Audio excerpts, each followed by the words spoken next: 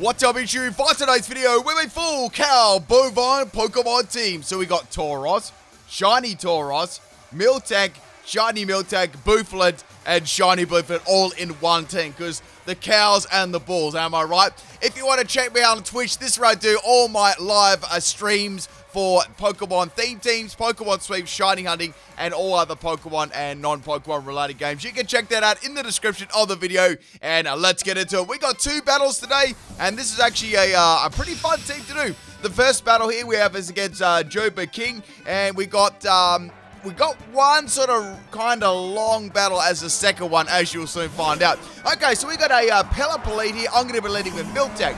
Now, with each set, obviously, I made them different, and I tried to make some really cool sets. And, yeah, let's get going. So, we got a Drizzle Pelipper, very appropriately named there. Umbrella's out. I got my umbrella at the moment. I'm actually holding the umbrella over my head right now. So, we got an Echoed Voice set with Substitute, Workup, and Milk Drink. This has got Metronome as the item, so I'm going to be spamming Echoed Voice. And as you know, as you spam Echoed Voice, it gets exponentially more powerful, and that's going to be stacking with Metronome, right? So, Pelipper's going to go for a Tailwind there, boosting the speed on the other side of the field for a little bit, and I'm just going to keep going for Echoed Voice here, right? Miltank is going to be running max speed and max special attack. Now, Pelipper is going to pop a U-turn there. It's going to be about doing 3 damage to me, and it's going to be swapping out. However, the other Pokemon are going to be quite speedy, right? Now, this is where the battle got interesting. So, Gyarados is going to come in. It's got the Intimidate. I've got Scrappy. It's not going to affect me. It doesn't even matter anyway because I'm running a special set.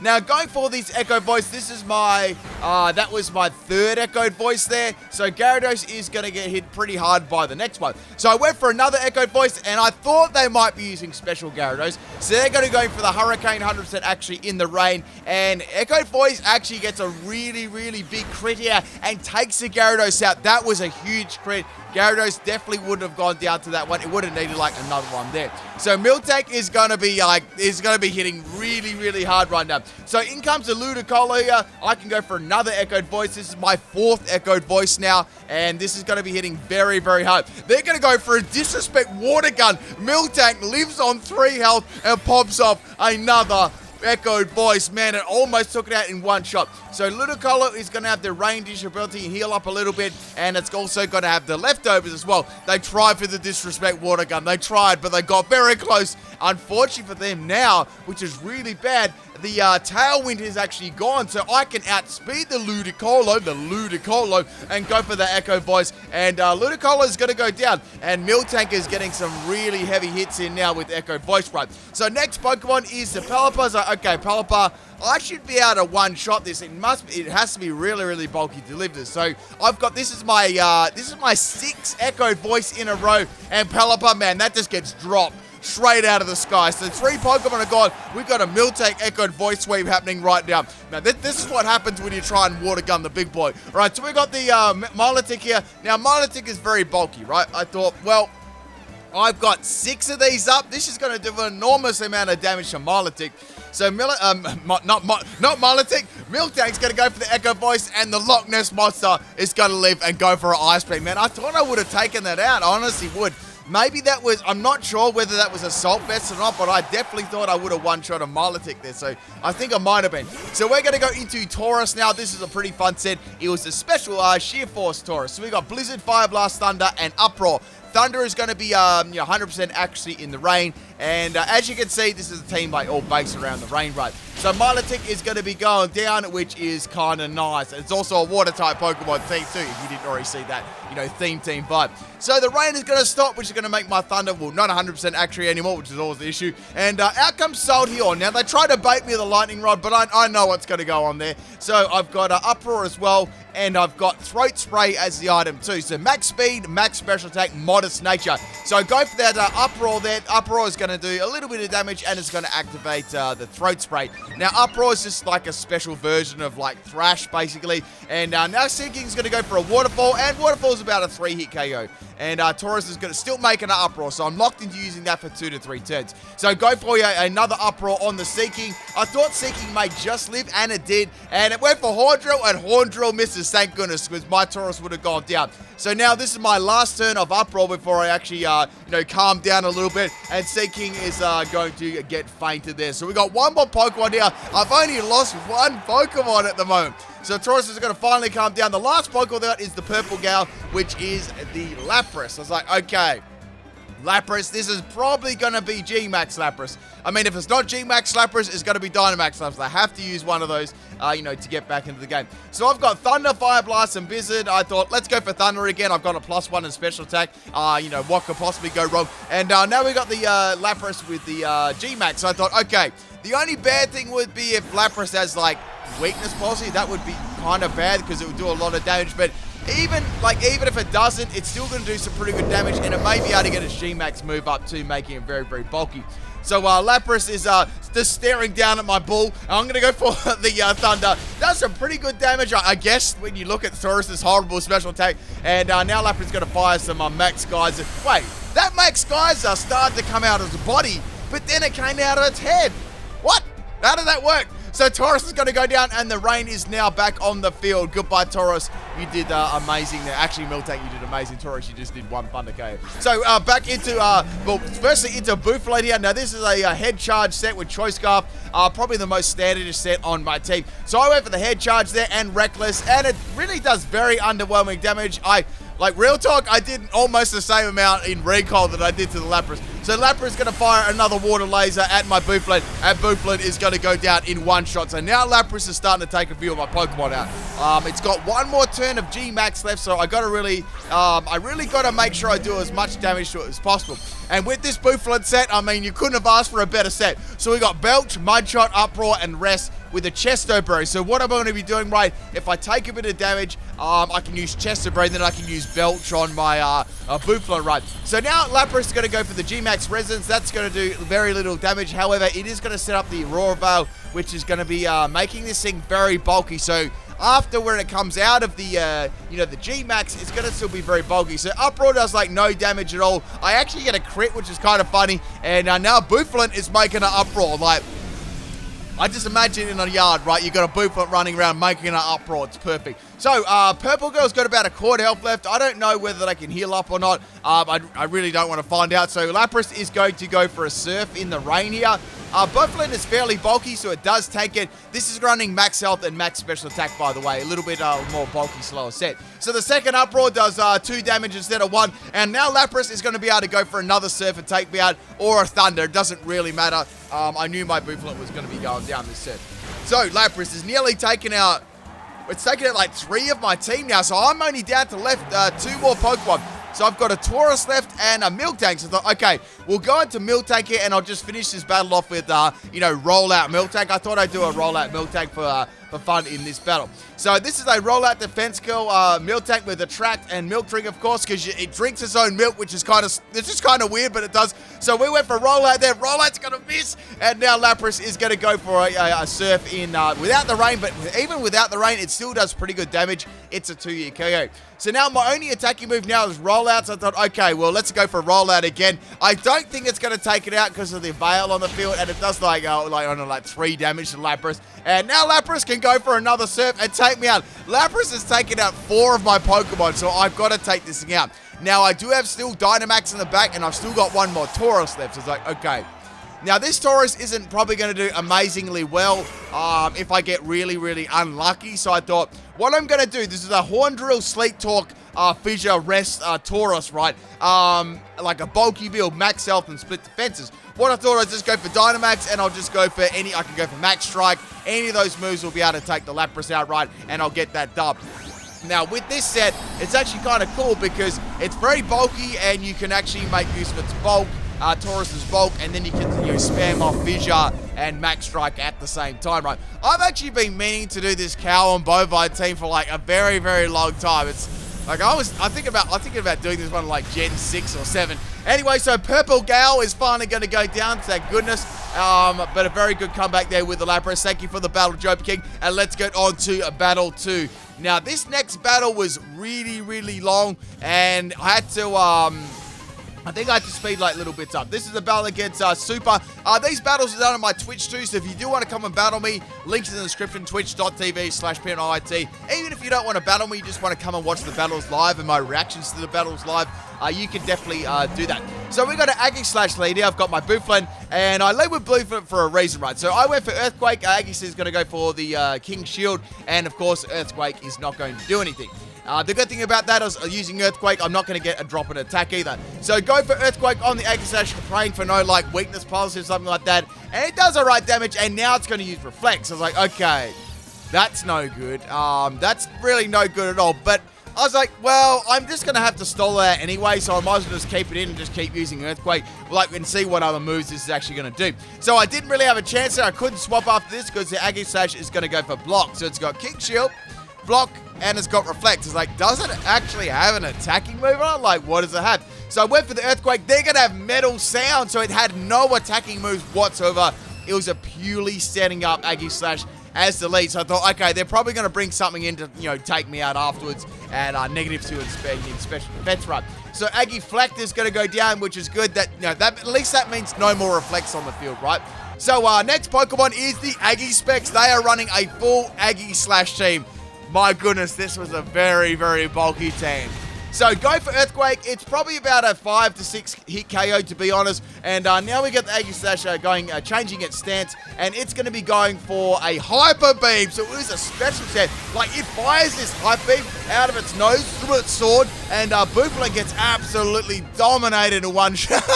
I beam Aggie Slash. There you go. Only on people, not shadow people. So down goes my Bouffalant, and at least it's in attacking form, right? So I thought, well, this is a prime opportunity to go into this, you know, useless Bouffalant set and see what it can do, right? So go for Mudshot. It was in Blade form, and it did, like, look how little it did. It's so bad. Like, normally, like, if you hit a Blade form Aggie Slash, it goes down in one shot. But that's how bad this set was, right? So I went for another one, and Aggie Slash is going to go down, which was good. But man, it actually took 2 hits. That was embarrassing. So next one is Aggie Bandia, and I was really worried about this. I was like, is it going to have a fighting type move? I hope it doesn't. And then it pops to close combat. Now, as you know, this team is very, very weak to fighting because, like, they're all normal types, right? It's actually a mono normal type team too, at the same time as being a cow and bovine team. So we're going to get rid of this. This is really important. So the Reflect is now gone, which is nice. I'm going to go into Tauros. So this Tauros, this is my Fissure Tauros, and Fissure lands on the first turn. Aggie Slash gets sent to the middle of the Earth's right, and it's going to be going down. That's beautiful. Like, I love hitting Fissure and, you know, stuff on the next one. So this next time, I had to be blurred out because it's a little bit inappropriate for YouTube. So they're going to go for a King Shield here, right? Now, we've got that Fissure here. We're going to go for Fissure again, and it's going to get blocked by the King Shield. Now, all I could do here was go for Fissure and pray that it would actually land. And now it's going to go into a stance change here and attack me.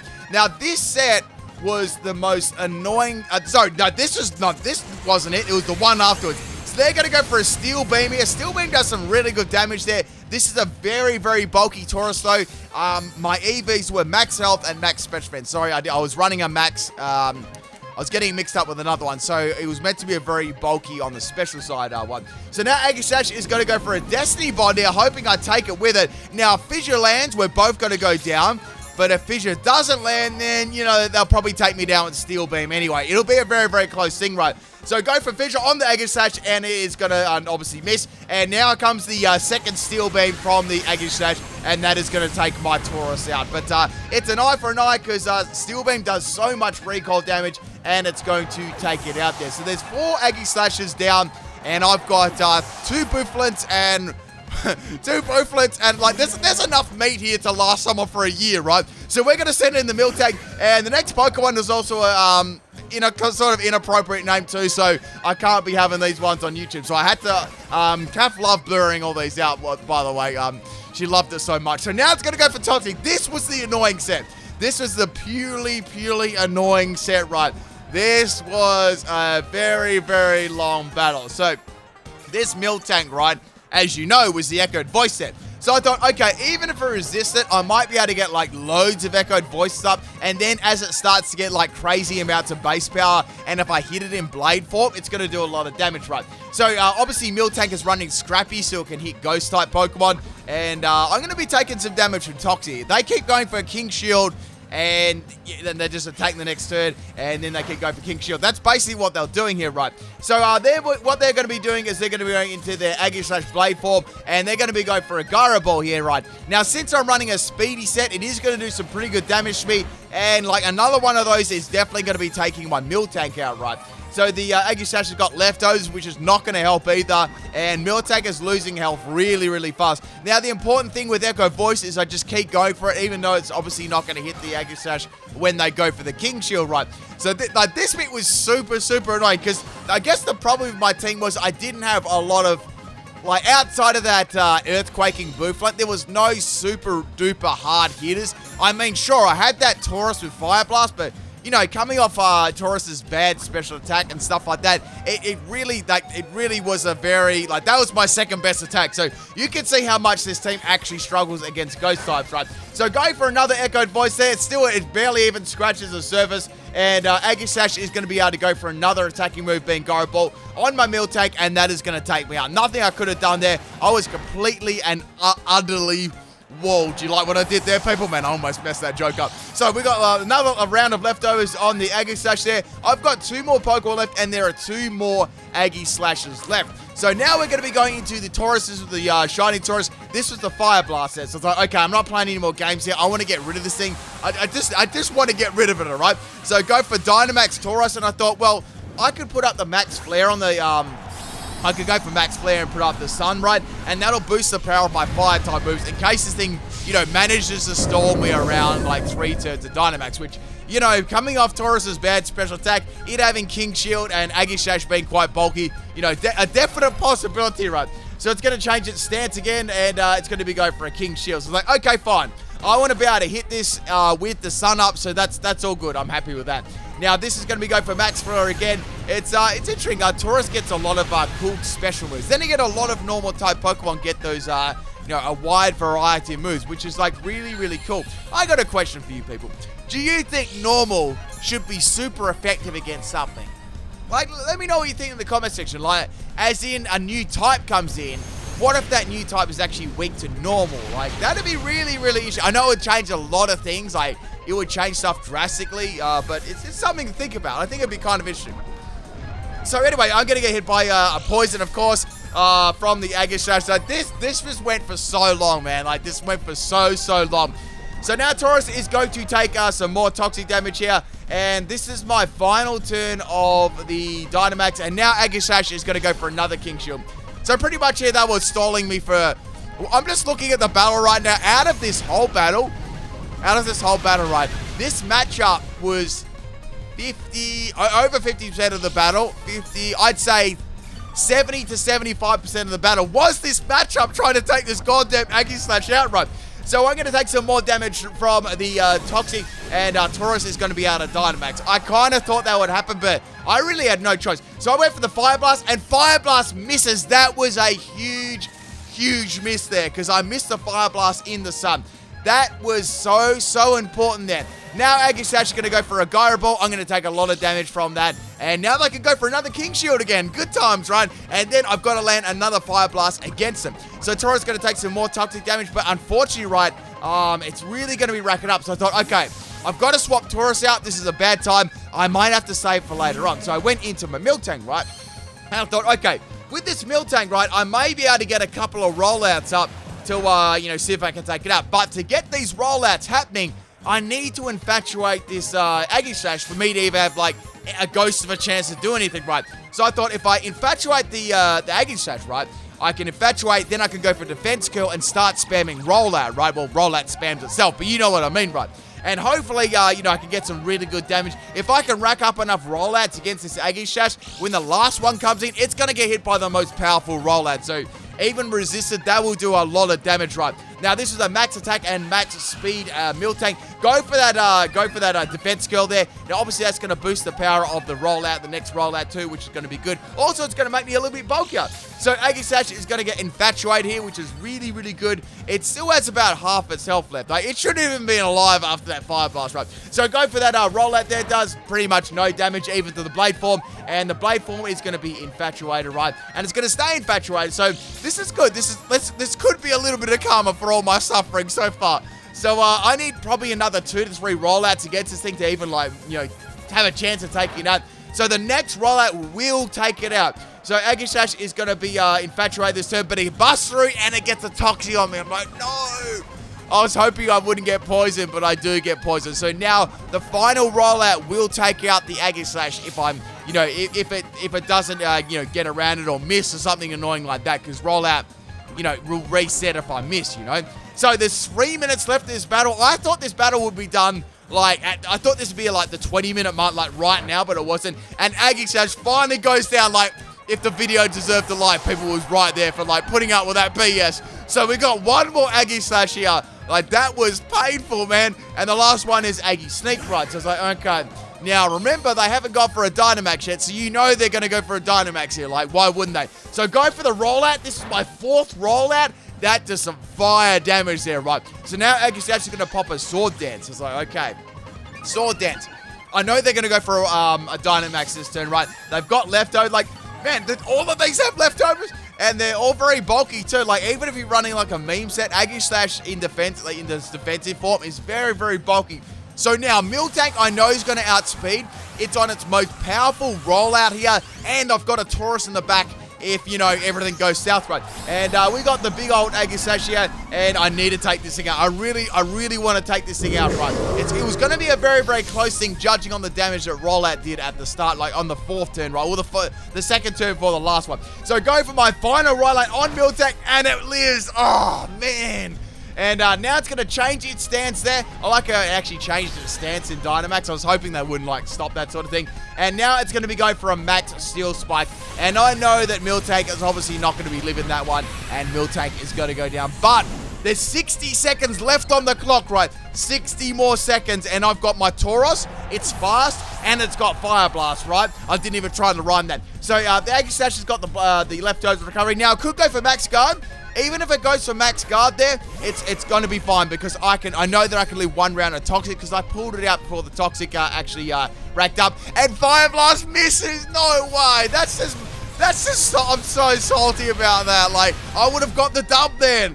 Oh, well, people, I tried my very best. That was a very interesting, annoying, and fun team to verse at the same time. Hope you people enjoyed it, and I'll catch you next time. Peace. I'm salty.